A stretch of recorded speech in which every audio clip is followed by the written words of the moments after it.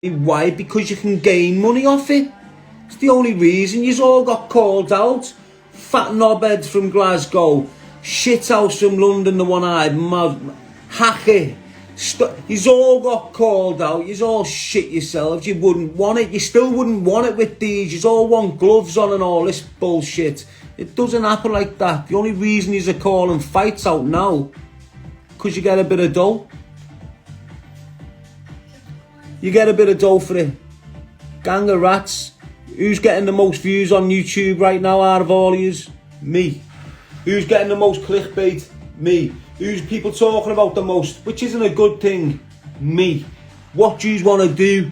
Jump on the fucking back of it. Your name aligns to mine, you get a bit more click. People look on your Instagram. People look on your YouTube. And then you're just chatting shit to them, trying to convince them that you're a reformed character. You can't reform yourself in 2 or 3 fucking years, soft shite. One experience doesn't reform your mind. It takes years of hard work, stripping back the trauma, going through that process. You can't just change like that. Go and give your fucking heads a wobble. Anyway, it is what it is. Now you can call it a rant if you want, but to me, I think it came across very articulate. It weren't mumbled, it weren't screamed, it weren't aggressive. It was very assertive. For people that don't know that word, it's your own fault. It's probably why you're accusing me of being aggressive. Brit the florist. Says it all, doesn't it, lad? Brit the florist. You come in a flower shop, lad. Hey, probably bought it for your bird with drug money. Got your bird flying around the city in a little van, delivering flowers like she's never been involved in crime in her life. But really, she counts your dough with you on the weekend. You know, that type of little horrible rat. Craig S. you can, yeah. Real scrappy. Call it facts, lad. Call it what you want, lad. Honestly, if you can honestly sit there and say, this kid's full of shit. This kid's full of shit. This kid hasn't got a clue. I don't know what you're looking at. I don't know what you're looking at. Like, I've been immersed in a life of crime all my fucking life. I'm not scared to do anything to anyone, especially verbally. Ask anyone. I don't give 2 fucks. I'm not lying about no one. Everything I've said, even when I'm apologising to Atwood, you've got to understand the long-term picture here. It's not a sprint like they were doing. They were sprinting. I'm jogging, maintaining, keeping me flow right. But at the end of the night, mate, there's only one person that's going to fucking shine. Shh. And it's me. Want to buy an XL bully, lad? Nah, I'm secure enough not to have a dog, mate. The original O. Bang. How are you, kid? You ever listen to Bob Marley? Always, lad. Daily. Well, not daily, every other day. I think they're all scared of you, G. It's not about being scared, mate. It's not about... It's about face to face. If I sat in a room with Shaun Atwood now and put cameras on us, you would see exactly what is going on in the dynamics there. I wouldn't even have to shout, okay? Now, if you put me in a room with the one-eyed monster, just me and him, cameras, you would see exactly what type of individual that little weasel is. The same with Snitchy Bumberclart, the same with Ben Acker, the same with the stalker. It is what it is. Same with Fat English. You know, the man with boobs. It is what it is, people. Why am I bringing them back in? Because you're asking the questions. Am I sitting there with them encroached in my head? No. They're in there now. They're probably here. Fuming off the truth that's coming out of my mouth. I dropped you a DM about a situation before. We should talk about it. The original .o. I'm sure we will, mate. And let's hope the situation's genuine. Yeah.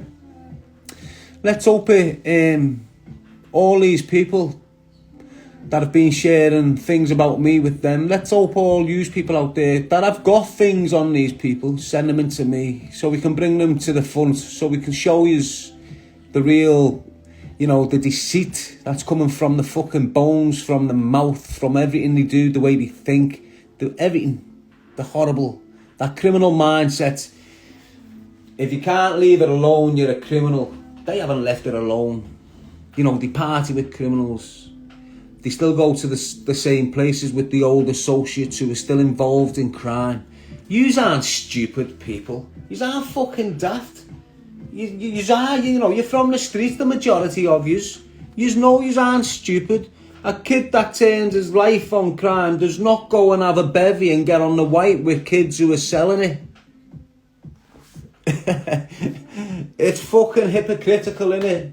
If you're dead against drugs and got against that life and boom, why'd you party with gangsters and affiliate yourself to that sort of lifestyle and get drunk with them? And you're a fucking hypocritical gang of shitheads, lah.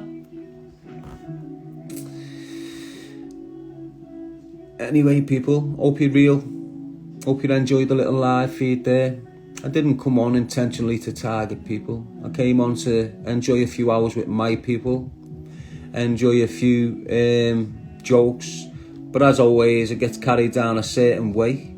People ask me questions about certain individuals and what I know about them individuals. I tell you, when them individuals hear what I'm saying, they've got to respond. Why? Because that's all they can do, respond. The majority of them now are going to start wanting to fight. Why? Because they can get it streamed and, you know, they get money for it and all this bullshit. The bottom line is, all I've ever done since I've left custody in 2016 is promote a good, positive message. Choose a life, not a knife. That's all I've done. Have I been dragged off my path? Yeah. Have I had a network of friends to pull me back on that path? No. Why? Because I sacrificed them all. You hear people going, oh, they all fucked Darren G off. No. I fucked them all off, including me brothers, certain brothers. The ones that never fucked off are in custody and they can't support me. I've been a one-man band since. I've had a few girls in my life that I thought were real and was helping me get through shit, but they turned out to be rats. And that's just the way I am. I've come out of prison, very naive. I was letting people into my life who shouldn't have been let into my life. Them individuals took the piss, made me insecure, and gave me an element of paranoia that still exists right now. But that paranoia has saved my life on a few occasions. I haven't had just 2 attempts. I've had a couple of attempts that's not in the papers, that's never been reported to the police. The attempts that was on my life, I know who they are, and I've not made statements to the police. I get the same kids calling me a grass, but if I was a grass, they'd be sitting there doing 20 recommendations. It's as simple as this, people. I'm a real individual. I've got concerns for my city. I've got concerns for the communities within my city. Why? Because the children are being fucking destroyed. The children are growing up hating adults. The children are growing up killing adults, attacking adults, robbing houses that have been built over a 40-year period. What's stemming this flow of hatred? What's giving these kids this ideology? It's the fucking wrath of drug dealers you've got right now with no morals in the fucking body. None. They're passing down a knowledge that shouldn't be passed down, and it's nothing but violence and chaotic. If you don't agree with me, look off. I'm a kid from your streets. I'm a kid from your background. I haven't wanted money off none of yous. I've had people sending me money. I was refusing it for years. I've started accepting it, and you can see what I'm doing with it. It's not self-indulgence. Have I been smoking weed? Yeah. Have I been snorting cocaine like the rest of the shower that cunts? No. Cocaine is shit for you, just like weed is shit for you. I'm caught up in a little addiction of cannabis. Why? Because I started self-medicating when my life nearly got took in 2017. I got back on the weed. I hadn't touched the weed for over a decade. I got out the prison system, still was not smoking the weed. That attack happened. It brought back the trauma from Craig Barker's incident, and that's it. I needed something to self-medicate with. What did I choose? It wasn't heroin. It wasn't crack. It was cannabis. I don't drink. I started self-medicating with cannabis. Did it help me? Yeah. Is it helping me now? No. And I can't kick it on the fucking arse. And that's what I'm in now at the moment. I'm battling an addiction. The only person I look at for inspiration with this addiction is Shinny Show Live. That's why you see me bigging Shinny up. That's why you see me latched on and sending Shinny across my story. That's why you see me all aligning myself with him. Because he's helping me fuck this addiction to cannabis off. And the people around me for the past year, 18 months, use podcasters that's ever sat in a room with me. And people that'll listen to me. I keep on telling them, the biggest niche in the pharmaceutical fucking company network is rehabilitation centres for cannabis users. It's the biggest place that can be opened up right now. Rehabilitation centres for cannabis users. Because trust me, you see these 14-year-old kids who it's getting pushed in the face that it's okay to smoke cannabis. All these flavours, all these sweet flavours, candy this, bam. You've got 14, 15, 16-year-old kids spending 50 quid a week on cannabis. You know, when they're 18 and their heads are fucking gone, and you rewind this video and this is still in existence, you're gonna know where the fuck I'm coming from when I'm saying to all yous, although I smoke cannabis, don't start smoking cannabis. And if you're in the early stages or strong enough to put the shit down, put it down, because it does nothing but affect your lifestyle, it affects your personality, it affects your fucking character. Before you know it, you're screaming at your girlfriend, you're screaming at your fucking ma, you haven't got a clue who your real friends are, and you're trying to fund your habit through criminality. And once you're in that fucking circle of bullshit, it's never ending. And this is what I'm trying to prevent. The majority of you kids there in that festival mindset want to get off your cake every fucking weekend. Out of 100 of yous, 10 of yous are going to end up on crack and smack. Guaranteed. Out of all yous generation of kids, say there's 1,000 of yous, there's 100 of yous are going to end up on crack and smack. Look around yourself now. Look at your friends who you were partying with 10 years ago. Look at a couple of them, the ones that went off track, started partying with the older men, started going missing after the club with the older men, started snuffing pure coke with the older men, ending up slags because of the older men. Where are they now? They're fucked. There's girls out there that have got friends like this. I'm not chatting shit. I get passionate about it for a fucking reason. Them girls are having kids. Them kids are born with addictions. Them kids with addictions are born in our city, and the first thing they're doing is turn into another addiction because they can't cope without it. What is the addiction? Drugs. Where does the money go? Right through their fucking life. Drug dealers' fucking pockets. What does that money fund? Organised crime. What does organised crime fund? A network that can control a city from the core out. Corruption like Joe Mayor, the fucking mayor of Liverpool. Fat Joe. This is how deep it gets. Corrupt policemen giving innocent members of society's addresses away because they want to be involved in this bullshit. Putting families in harm. This is all true. This is what happens in the city of Liverpool. You've got corrupt police training with the likes of Mick Donnelly, Ian Rossiter, Eddie McCabe, Alan Farley, Chrissy Farley. In 1997, you've got Alan Farley and Ian Farley training with DS Squad from Truebrook Police Station in 1997. Do not think that top-notch criminals within your city do not work with the law, because they do. Why do you think they've existed so fucking long? They only go to jail for a little 10 when they stop fucking confirming with the law. When they stop informing, they get put in prison for a little 10. Do you understand what I'm saying? It is what it is. L5 alive. Lad, you found it yourself buying weed. Jay's Bullies Camp. Go and sort your head out, mate. You've been there hating with your snide comments since the live feed started. I've seen them all. I haven't reacted to them. You haven't made me come off my path. I've had a few decent people that always come onto my live feed that have asked me questions. I've responded to their questions honestly and truthfully. I can just finish on this shout, people. I've exposed a lot of kids in the last 2 years.